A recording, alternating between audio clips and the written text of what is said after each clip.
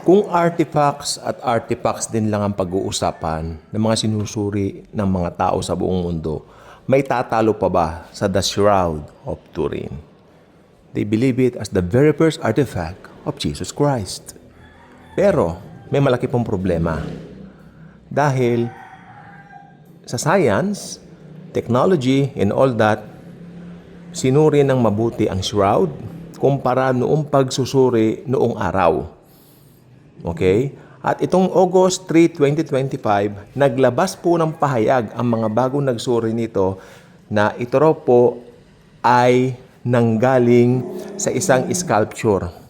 Parang sculpture, hindi po raw siya yung talagang galing sa binalot na tao. Galing po siya sa ibinalot na sculpture na anyong tao. Parang lumalabas na parang, ang tawag dito?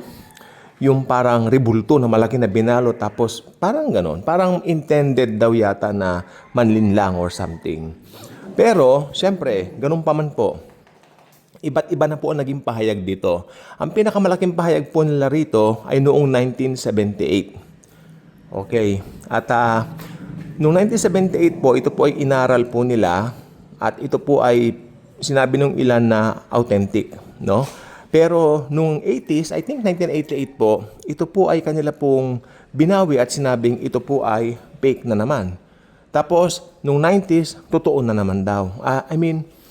Kasi ito pong Shroud of Turin na ito ay marami pong ginawang kagilagilalas, no? Kung titignan po natin.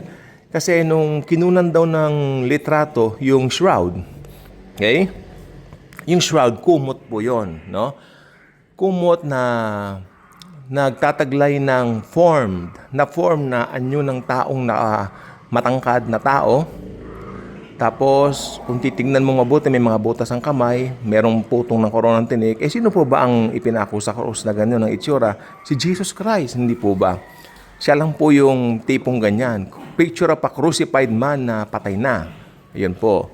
Ang nangyari po nito, kumot lang po siya. Tapos nung kunan po siya ng nauso na yung photography, naging positive bigla yung itsura imbis na maging negative.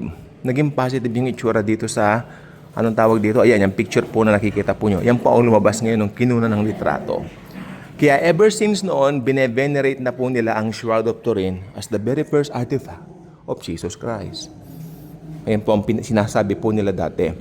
Pero sa Bible po kasi, hindi mo na kailangan pang makakita ng mga ganyan upang ikaw ay maniwala.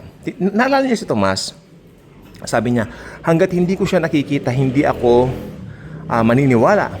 And then, nung nagpakita ng Panginoon sa kanya, Tomas, halika nga dito. Idaiti mo ang kamay mo dito sa aking tagiliran at idaiti mo rin dito sa aking mga palad, sa mga kamay ko. Sabi ni Tomas, My Lord and my God, Panginoon ko at Diyos ko. Isa sa pinakamagandang confession sa Bible, sa New Testament.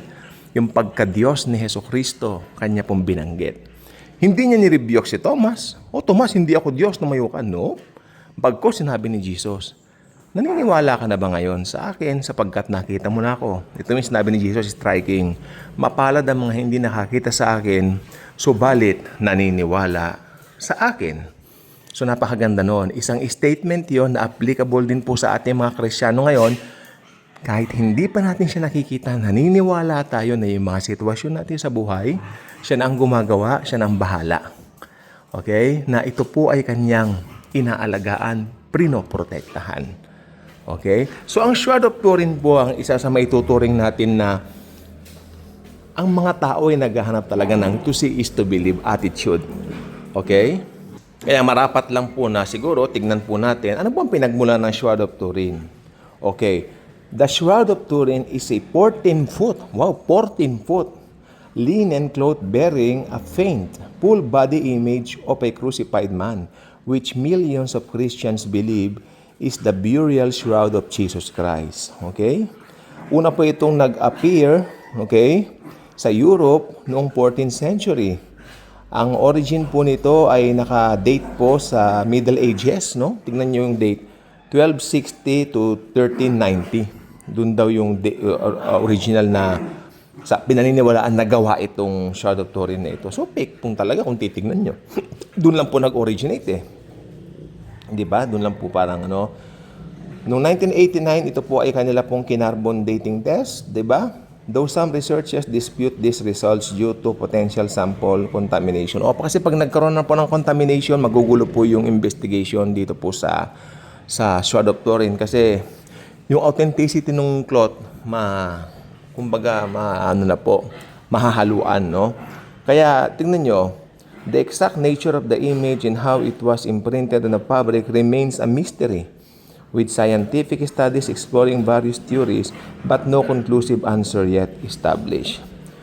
Alam niyo, ito kung mag-aaral kayo ng mga sa mga archaeology, according to them, anong tawag dito? Ang standard na height ng mga tao noong araw, 14 foot po yung shroud. Pero yung pong tao dito po na sinukat po nila, nasa 6-footer eh. Sabi nila nasa 6'2", yung height ng tao na nandito sa shroud. 6'2", ganun katangkad.